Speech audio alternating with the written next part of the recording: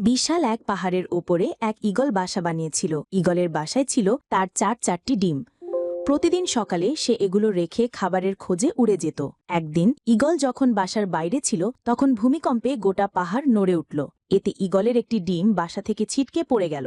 গড়াতে গড়াতে সেই ডিম এসে পড়ল পাহাড়ের নিচে এক মুরগির বাসার উঠোনে। মুরগি সেই ডিমটিকে নিজের বাসায় নিয়ে এলো, অন্যান্য ডিমের সাথে রাখলো, যত্ন করে তা দিতে থাকলো। একদিন সেই ডিম ফুটে ঈগলের একটি সুন্দর বাচ্চাও বের হলো। মুরগির বাচ্চাদের সাথেই ঈগলের বাচ্চাটি বড় হয়ে উঠতে লাগলো, কিন্তু সে ভেতর থেকে যে সবসময় অন্য কিছু অনুভব করত। আকাশে একদিন ঈগলের একটা ঝাঁককে উড়ে বেড়াতে দেখে সে মুরগিকে বলল, ইস, যদি আমিও তাদের মতো উড়ে বেড়াতে পারতাম। মুরগি হেসে উত্তর দিল, তুমি কিভাবে উড়বে? তুমি তো মুরগি, এবং মুরগি কখনো উড়ে না। ঈগল মাঝে মাঝেই তার স্বগোত্রীয়দের উড়ে বেড়াতে দেখত এবং স্বপ্ন দেখত সেও তাদের মতোই উড়ে বেড়াবে। কিন্তু প্রতিবার সে তার স্বপ্নের কথা জানালে মুরগি বলতো যে এটা একেবারেই অসম্ভব। মুরগির এই কথাটি ঈগল বিশ্বাস করতে শিখল এবং তার জীবনটা বাকি মুরগিদের মতোই কাটিয়ে দিল। অনেকদিন এভাবে কাটানোর পর একদিন সে মারাও গেল। আসলে আমাদের জীবনেও এটা চরমতম সত্য। তুমি যা বিশ্বাস করতে শিখো একদিন তুমি তাই হয়ে উঠবে। তাই তুমি যদি ঈগলের মতো উড়ার স্বপ্ন দেখো তবে সেই স্বপ্নকেই অনুসরণ করো।